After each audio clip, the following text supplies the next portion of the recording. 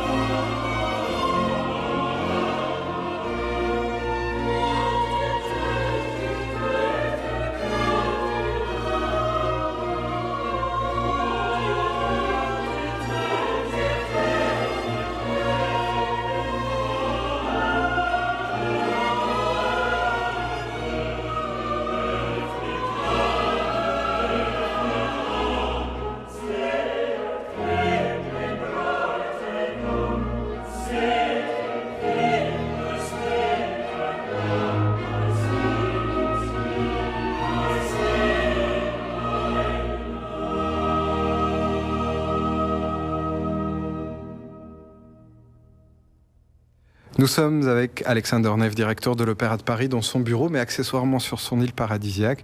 Et nous passons en revue pendant cette heure ses choix musicaux. Alors, on peut partir du principe, Alexander Neve, qu'un premier choix n'est jamais anodin. Pourquoi est-ce que vous avez ouvert cette île paradisiaque avec la Saint-Mathieu, Bach et puis Harnoncourt? Bon, déjà, je vous ai mis la liste alphabétiquement par compositeur. Pour raison d'égalité.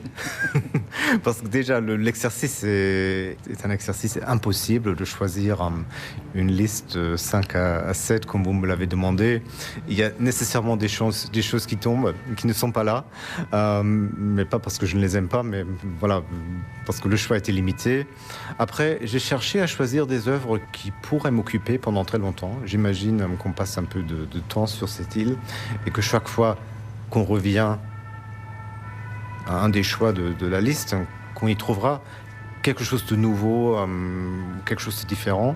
Et c'est dans cette logique-là que j'ai choisi des œuvres qui ont des niveaux, plusieurs niveaux, qui ont de la profondeur, qui très souvent marient un texte à la musique, selon l'esprit du jour d'écoute. Ça peut nous rapporter des choses différentes et certainement la passion selon Saint-Mathieu de Bach, c'est une œuvre complète. C'est tout un univers. Et j'ai toujours retrouvé dans cet enregistrement de Harnoncourt, qui est son deuxième, avec un très beau choix de soliste. Effectivement, son orchestre, le Concertus Musicus de Vienne, et l'Arnold Schoenberg Chor. J'y trouve quelque chose de vivant, déjà, ce qui caractérise le Bach d'Harnoncourt, qui nous ramène au rythme de danse, mais aussi quelque chose qui veut nous parler. Je pense qu'il y a le besoin avec Harnoncourt toujours de communiquer, de nous raconter une histoire, et ça me frappe dans cette interprétation. Alors, la dramaturgie de la Saint-Mathieu, elle est construite sur l'opposition entre un homme, le Christ, et puis les autres, donc un chœur qui peut s'avérer tantôt soutenant, tantôt hostile. Est-ce que c'est une métaphore du rôle de directeur de maison d'opéra qui a contre lui tous les éléments ? On n'espère pas. Je conçois mon poste de directeur plutôt comme un rassembleur que me mettre en opposition avec le reste de la maison. Après, ça dépend certainement de la perspective, mais j'espère que la solitude de mon île, de mon bureau ici au 8e étage de la Bastille, ça ne représente pas la solitude du directeur envers la maison. Symboliquement, c'est très particulier, les maisons d'opéra à Paris, dans la mesure où il y en a deux d'entre elles qui sont d'anciennes prisons, Bastille et le Châtelet. Est-ce que là aussi, il faut y voir quelque chose de métaphorique, un genre captif qui enferme les spectateurs pendant parfois 4 ou 5 heures ? Pour être très précis, l'Opéra Bastille n'a pas été construite où il y avait la prison de la Bastille. Ouais. C'est là où il y a aujourd'hui la colonne. On est associé au lieu. Après, je ne pense pas que le spectacle, c'est en fait un espèce d'emprisonnement. C'est plutôt un encloisement volontaire pour partager une expérience artistique avec les autres membres du public. Et cette tension entre expérience individuelle et expérience collective qui fait la tension d'un spectacle, je crois. Et ça nous ramène justement à la passion, qui représente un peu la même chose. Comme vous le dites, c'est le Christ qui vit une expérience individuelle et universelle en même temps. On va à présent passer à votre deuxième choix musicaux. On avait il y a quelques jours dans l'émission Daniel Barenboim qui nous parlait du corpus de sonates de Beethoven comme du journal intime du compositeur, qui deviendrait le journal intime de celui qui l'interprète et aussi de celui qui l'écoute. On va écouter des variations à présent par Frédéric Goulda.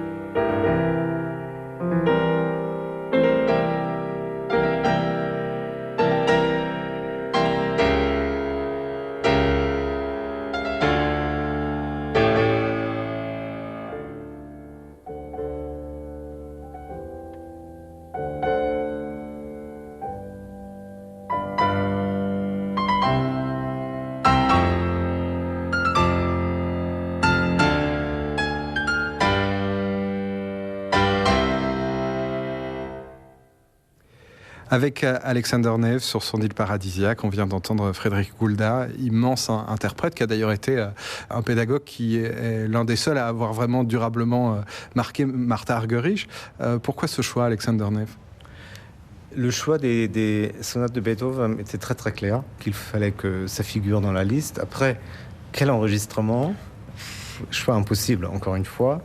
Je me suis décidé pour Goulda à la fin parce que c'est un interprète qui a donné beaucoup, je crois. Cet enregistrement-là, il l'a fait quand il était très très jeune. Je pense qu'il avait 25 ans environ. Et ce qui frappe vraiment, c'est la maturité de l'approche à ce corpus de musique énorme. C'est un autre univers musical dont on ne peut jamais se lasser. Chaque fois, on découvre autre chose. Et aussi la variété dans ces 32 sonates et les quelques variations, c'est énorme. La trajectoire, le développement du compositeur qui était Beethoven, c'est unique. L'inventivité, tout ça. Et je pense que Goulda, il avait une compréhension intuitive de l'esprit de cette musique qui me frappe, pas seulement dans cet enregistrement. Je pense qu'il a encore enregistré 2 fois les cycles de sonates.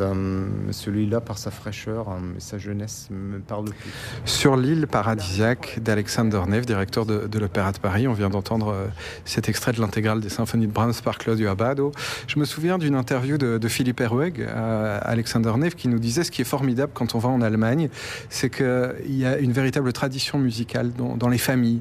On a soit chanté dans un chœur, soit on joue du violoncelle et on lit les sonates après le dîner. C'est quelque chose qu'on a moins dans la francophonie. Est-ce que ça a été votre réalité à vous ? Ma réalité ou mon introduction à la musique, c'était la radio à la maison qui jouait tout, pas seulement la musique classique, mais surtout la musique populaire. Mais ensuite, à l'école, la chorale de l'école, un très très jeune âge où j'ai commencé à chanter ensemble avec les autres enfants, ce qui a vraiment réveillé mon intérêt pour la musique classique et qui m'a donné beaucoup. De faire de l'expérience de la musique avec son propre corps, je pense que c'était extrêmement important, soit en chantant ou en jouant un instrument, ça crée un rapport indispensable. On en parle de moins en moins de cette notion sociologique du faire ensemble de la musique. Le fait, quand on est petit, de non seulement se retrouver dans une activité collective, et ça renvoie à ce que socialement ça représente comme valeur ajoutée, mais de faire ça autour d'un élément qui est censé élever les autres. Oui, en fait, je pense que le faire ensemble, en général, aujourd'hui, est un peu menacé, pas seulement parce qu'on a vécu un peu à part, tous et toutes, pendant une très longue période à cause de la pandémie, mais aussi parce que le monde virtuel, digital, nous invite à ne plus sortir, à ne plus nous rassembler. Je pense beaucoup à ça, parce que je pense que le théâtre, l'opéra, les salles de concert, ça nous propose effectivement ça, de sortir de nos murs, de nous retrouver avec d'autres gens, de partager quelque chose avec eux. Gérard Mortier disait toujours, il n'y a pas de démocratie sans le théâtre. Et l'idée, effectivement, de rassembler la société, les citoyens, autour d'une œuvre, je pense qu'il y a plus d'importance que jamais aujourd'hui. De ne pas abandonner ça, de nous rassembler comme citoyens autour d'un thème, de nous disputer autour de ce thème, de dialoguer. Je pense effectivement ce que l'échange autour de l'art nous enseigne, c'est d'être d'accord, de ne pas être d'accord, mais d'en dialoguer d'une manière civile. Alors Brahms maintenant, c'est un paradoxe Brahms, parce que d'une part c'est un des compositeurs les plus connus de l'histoire de la musique, d'autre part ça reste un compositeur pudique et pour happy few, parce que sa manière reste légèrement illisible ou mystérieuse. Je trouve effectivement que c'est une musique qui est difficile à s'approprier, parce qu'elle n'est pas, disons, Mozart, on peut être très accueillant. Je trouve que Mozart est ouvert, même des compositeurs comme Schubert, c'est ouvert, on peut y entrer très facilement. Pour Brahms, c'est l'inverse, il faut vraiment trouver la porte. Et dans ma jeunesse, ça m'a pris un petit moment de comprendre cette musique, ou bon, est-ce qu'on comprend jamais une musique vraiment, mais de trouver ma porte d'entrée. Après, quand on a trouvé cette porte d'entrée avec Brahms, c'est un univers richissime, parce que là encore, il y a tellement de niveaux, il y a aussi une architecture musicale qui est très forte, qui est très très bien construite. Du coup, à chaque écoute, une fois qu'on a découvert cet aspect d'architecture, on se promène dans un bâtiment presque. Et chaque fois, on découvre de nouvelles choses en écoutant. Alors, Alexander Neff, vous parlez de porte d'entrée. Quelle a été votre porte d'entrée dans l'œuvre de Brahms ?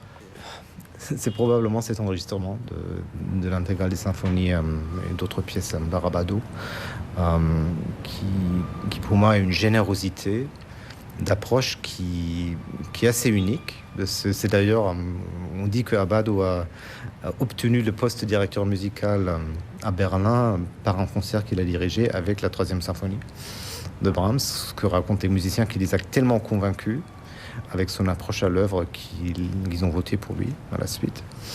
Effectivement, il y a peut-être ce tempérament entre la beauté et l'architecture que Abbado trouve l'équilibre parfait pour nous expliquer cette musique en l'écoutant. Vous parliez tout à l'heure de la vision de la démocratie théâtrale par Gérard Mortier qui, selon lui, naissait à Épidore, et vous évoquez maintenant la manière dont un directeur musical peut conquérir le cœur des musiciens. Est-ce que vous pourriez lever un coin du voile sur ce mystère démocratique qui est un orchestre ? Grand défi. L'orchestre, si vous voulez, c'est une version miniature d'une société. Un collectif qui est composé des individus de très fortes personnalités qui jouent ensemble, qui créent ensemble une œuvre. Et là, il y a aussi une tension, effectivement, entre l'individu et le collectif c'est un défi qu'il faut relever à chaque concert, à chaque répétition. Alexander Neff, on va faire une pause dans la cérébralité hardcore qui a été la nôtre jusqu'à présent, et on va écouter un nocturne de Chopin. Alors, non pas pour dire qu'il n'y a rien de cérébral dans les nocturnes de Chopin, loin de l'idée, mais c'est Ivo Moravec qui l'interprète.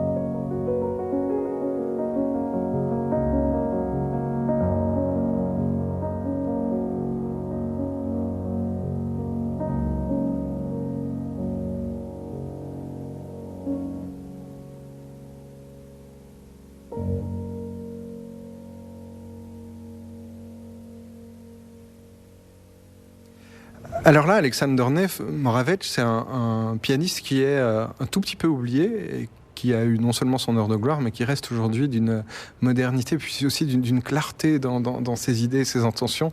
Je dois dire que je suis assez ravi que vous l'ayez programmé. C'est une découverte que j'ai faite il y a quelques années. Effectivement, c'est avec cette intégrale des Nocturnes de Chopin que j'ai connu Moravec. Et ça m'a frappé, encore une fois, comme l'équilibre parfait entre cette lignée chantante, la structure, l'architecture. C'est un maître du rubato, c'est un maître du son aussi. C'est incroyable ce qu'il arrive à faire, la manière de toucher un piano. C'est absolument fascinant et je m'en lasse jamais. Il y a des gens qui ne peuvent pas écouter tout un disque de Chopin. Là, on a affaire à 2 disques avec l'intégrale des Nocturnes, mais c'est tellement délicat. Et pour moi, ce qui est vraiment important avec Chopin, pour moi, c'est pas la musique du salon, c'est vraiment le bel canto mis en musique. Et cette liberté dans la rigueur d'une certaine architecture musicale, cet enregistrement le représente pour moi parfaitement. Et on le sait que beaucoup de grands pianistes, ils se sont fait inspirer par le chant du bel canto. On le sait de Horowitz qu'il écoutait beaucoup de disques de Battistini et d'autres pour justement apprendre l'équilibre entre liberté et rigueur. Et là, encore une fois, ces nocturnes-là, ça représente ça pour moi parfaitement. Et bon, en plus, c'est d'une beauté parfaite. Et ça souligne aussi la dichotomie du répertoire. Et là, j'en reviens à l'art lyrique, qui est ce qui vous occupe à titre principal. Vous avez des temples de technicalité et de révolution que sont Wagner, Bach, qu'on a entendu. Et puis parfois, vous avez aussi des miracles de spontanéité qui reposent sur rien d'étudiable. Alors, on peut penser à Bellini, par exemple. Qu'y a-t-il de plus miraculeux qu'une phrase de Bellini ? Oui, effectivement, Bellini et Chopin, pas seulement ils étaient contemporains, mais c'est un peu le miracle de faire beaucoup avec rien. Aussi de cette chose qui est très difficile à décrire, parce que ça dépasse la technique. Si je peux dire, on arrive un peu dans le monde spirituel de la musique, de donner un contenu qui n'apparaît peut-être pas sur la page. C'est le concert de Brahms où il y a beaucoup sur la page, ou même chez Beethoven aussi. Mais c'est ça la richesse en fait du patrimoine musical dont nous disposons. Ce n'est jamais la même chose. Et il y a effectivement des connexions, il y a des ruptures, il y a même des guerres des fois esthético-philosophiques. Après, je pense que tout ça trouve sa place au bon endroit. Vous parlez du concept de faire beaucoup avec rien. Est-ce que c'est vers ça que les pouvoirs publics vont tendre dans leur dialogue financier avec les maisons d'opéra ? On l'espère pas. On pourrait dire d'une certaine façon, on y est déjà. Après, la question des ressources, c'est effectivement, ça va rester un grand débat après cette crise où, dans le cas de l'opéra, les pouvoirs publics nous ont très très bien soutenus. Après, on le sait aussi, l'opéra coûte cher. Après, je dirais c'est plutôt un investissement qu'une dépense qui nous rapporte, hein, si on parle aussi de l'immatériel, du spirituel, qui nous apporte beaucoup de choses. Là, ça fait 2-3 semaines qu'on a réouvert les salles, et de retrouver les publics pour Tosca, pour des grands ballets, pour la soirée Tchaïkovski hier avec Asmik Grigorian, de voir la réponse du public à un spectacle live, la réponse au spectacle vivant, on en a besoin. Et je pense, dans un moment où les sociétés sont un peu fragilisées par la polarisation politique et tout ça, je pense, encore une fois, cette idée de rassembler, de partager des idées d'une manière civile et civique, nous avons notre place dans cet écosystème. Voici les Noces de Figaro.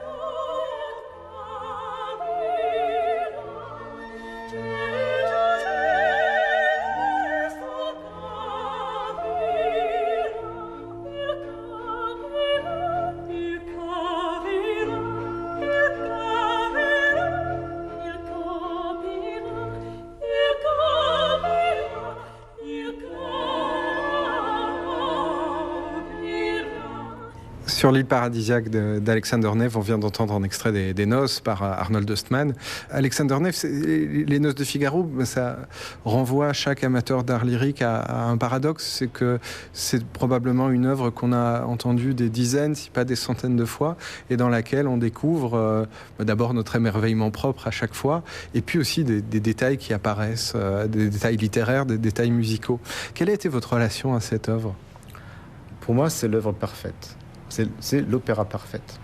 Peut-être avec Tristan, qui va nous arriver plus tard, très différent évidemment, mais pour moi, effectivement, entre le livret de Lorenzo da Ponte et ce que Mozart a fait avec, sur la base de la pièce de Beaumarchais, c'est une œuvre qui nous raconte presque toute l'humanité, ou toute l'expression humaine qui est là, dans une comédie qui n'est pas si drôle que ça, pas toujours. C'est certainement que Da Ponte et Mozart, ils ont rendu plus sérieux la folle journée de Beaumarchais. Mais dans cet enregistrement-là, on retient un peu l'esprit de la folle journée. C'est pour ça que je l'ai choisi. Encore une fois, exercice impossible de trouver l'enregistrement préféré des Noces de Figaro. Il y avait d'autres sur la liste. Après, j'ai préféré La fraîcheur de Barbara Bonnet, qui est une extraordinaire Suzanne dans cet enregistrement avec Arlène Auger, Håkan Hagegard et Petteri Saloma. Encore une fois, c'est un très, très, très, très bel équilibre de beaux chants mozartiens qui gardent aussi tous les niveaux et la profondeur de cette œuvre magnifique. Deux œuvres vocales pour terminer. Tristan, on l'a annoncé à plusieurs reprises, mais là, le Requiem de Verdi.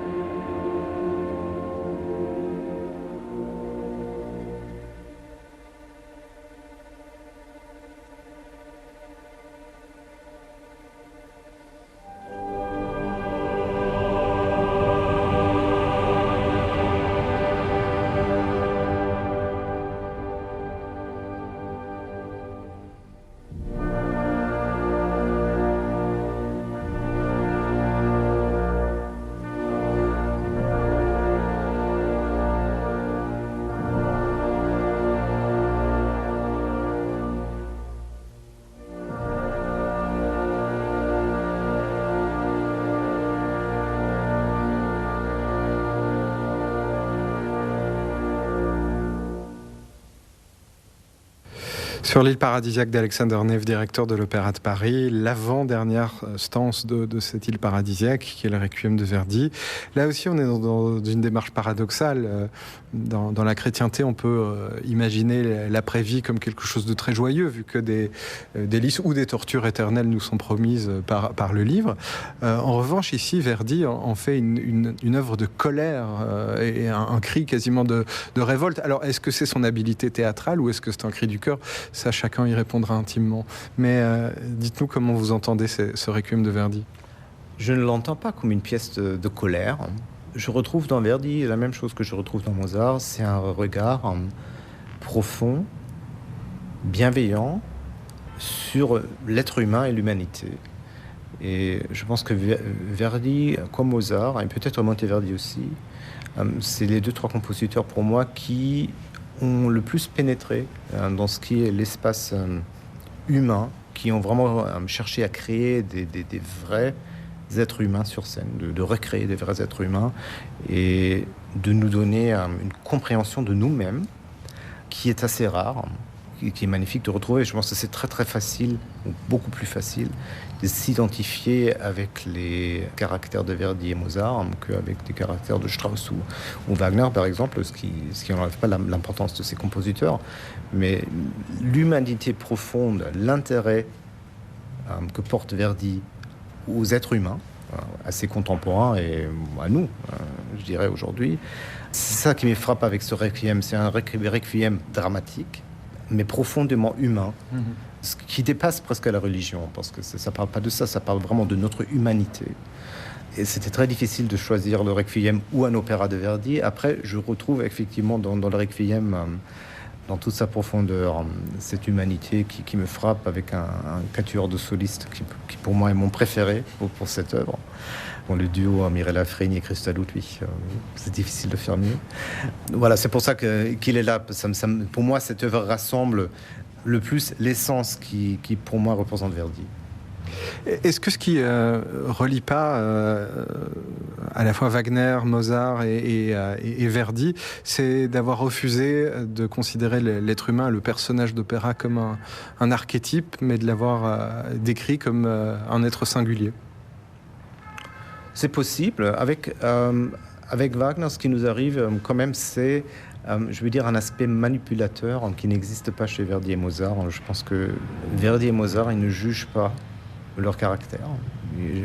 On a beaucoup de liberté chez les 2 compositeurs d'aimer ou pas aimer un personnage, de se faire son propre image. Chez Verdi et Mozart, il y a très peu de vrais vilains ou héros.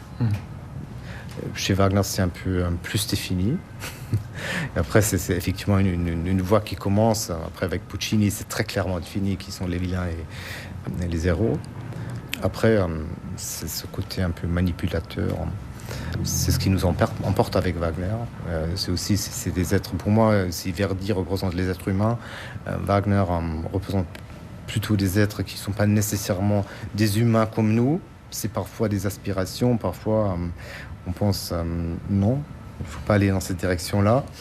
Après, dans une œuvre comme Tristan, c'est effectivement la sublimination de l'amour, c'est vraiment pour moi l'entrée de la philosophie moderne dans l'opéra.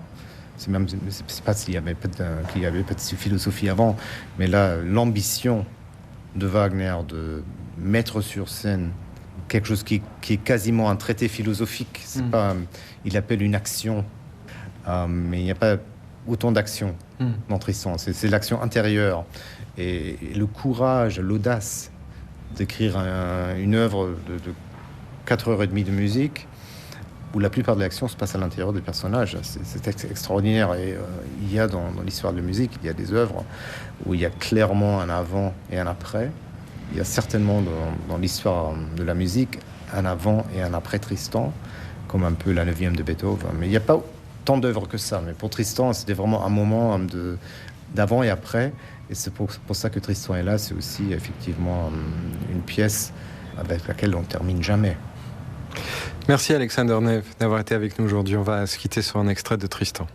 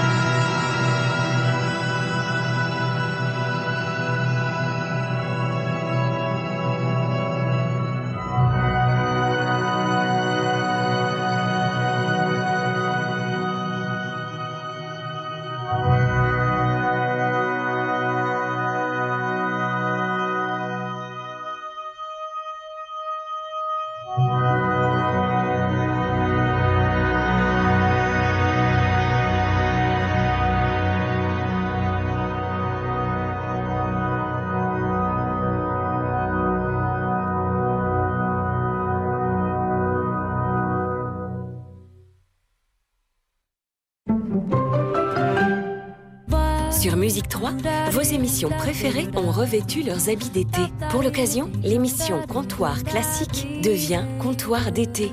Découvrez avec Nicolas Blanmont les meilleures nouveautés CD et DVD pour animer vos soirées d'été. Comptoir d'été à suivre tous les samedis de 12h à 14h. Détendez-vous, c'est l'été sur Musique 3. Musique 3 et les festivals de Wallonie présentent le Festival de Stavelot. 20 concerts de musique de chambre à l'abbaye célèbrent le temps retrouvé avec les musiciens et le public. Du 31 juillet au 15 août, info lesfestivalsdewallonie.be. Avec le soutien de la Loterie nationale de la région Wallonne et de Sabam for Culture. Changez d'air. Musique 3.